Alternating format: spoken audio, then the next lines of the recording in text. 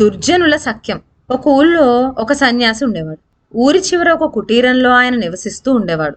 ఆయన భక్తులు కొందరు నిత్యం ఆయనకి పళ్ళు, పలహారాలు, భోజనము తెచ్చి సమర్పించి పోతూ ఉండేవారు. వీటితో ఆయన జీవిస్తూ ఉండేవాడు.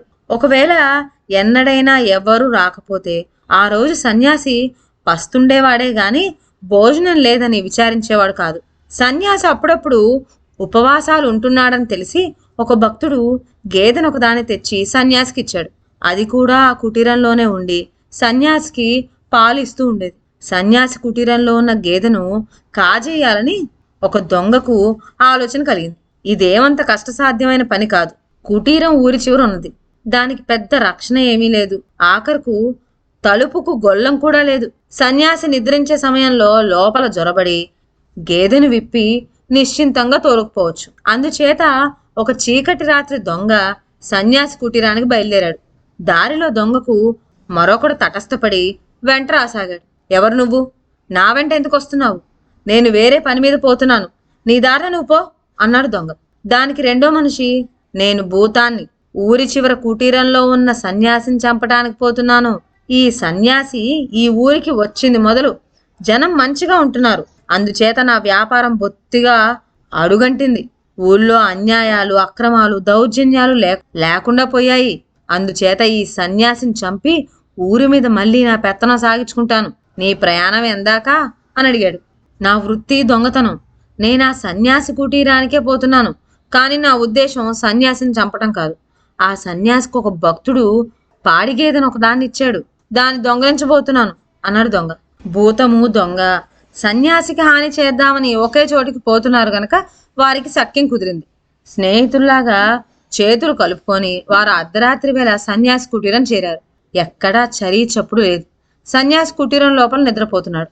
దొంగ తనలో తాను ఈ విధంగా ఆలోచించుకున్నాడు. ముందుగా ఈ భూతం సన్యాసిని చంపబోయే పక్షంలో సన్యాసి అరిచి అల్లరి చేసినట్లయితే నలుగురు వస్తారు. ఆ తర్వాత నేను గేదెను దొంగలించడం సాధ్యపడదు. అందుచేత నేనే ముందుగా నా పని ముగించుకోవటం మంచిది. తర్వాత భూతం దాని చావత్ చేస్తుంది, నాకేం అని అనుకున్నాడు. అదే సమయంలో భూతం కూడా తనలో ఇలా ఆలోచించుకోవడం మొదలెట్టింది. ఈ దొంగ ముందుగా గేదెను దొంగలించడానికి ప్రయత్నం చేసినట్లయితే గేదె అరవచ్చు, సన్యాసి లేస్తాడు, కేక వేస్తాడు, నలుగురు వస్తారు. అప్పుడు నేను సన్యాసిని హత్య చేయడం సాధ్యం కాదు అని అనుకుంది భూతం.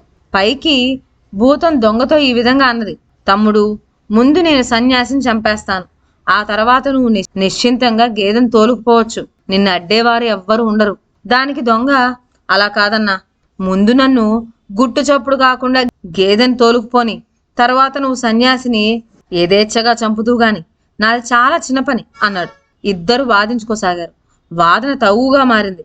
మొదట రహస్యంగా మాట్లాడుకున్నవారు క్రమంగా గొంతెత్తి నేను ముందంటే నేను ముందు అని అరవసాగారు. అది రాను రాను పెద్ద కేకల కిందగా, పెడబొబ్బల కిందగా మారిపోయింది. చివరకు దొంగ ఎలుకెత్తి, ఏమయ్యో సన్యాసి, ఇదిగో భూతం వచ్చింది చూడు నేను చంపడానికి అని అరిచాడు. భూతం అంతకన్నా కోపంగా, ఇడిగోనయ్యా సన్యాసి దొంగ, నీ గేదెను కాజేస్తాడట అన్నది. ఈ అల్లరికి సన్యాసికి మాత్రమే కాక చుట్టుపక్కల ఇల్లు వాళ్ళు కూడా కర్రలు, కత్తులు పట్టుకొని పరిగెత్తుకుంటూ వచ్చారు. ఆ వచ్చిన వారిలో కొందరు పారిపో చూస్తున్న దొంగను పట్టుకున్నారు. ఒక భూత వైద్యుడు భూతాన్ని అక్కడే బంధించి మారణ హోమం చేశాడు. దుర్జనుల మధ్య సఖ్యం ఎంతో కాలం నిలవదు కదా, అందువల్లే ఇద్దరు పట్టుబడ్డారు. ఇదండి ఇవాళ కథ. మరొక మంచి కథతో నెక్స్ట్ వీడియోలో కలుద్దాం. అంతవరకు సెలవు. నా ఛానల్లోని కథలు మీకు నచ్చినట్లయితే నా ఛానల్ను లైక్ చేసి సబ్స్క్రైబ్ చేయండి. షేర్ చేయడం మర్చిపోవద్దు. కొత్త కథ నోటిఫికేషన్ కోసం బెల్ ఐకాన్ ప్రెస్ చేయండి. Thank you.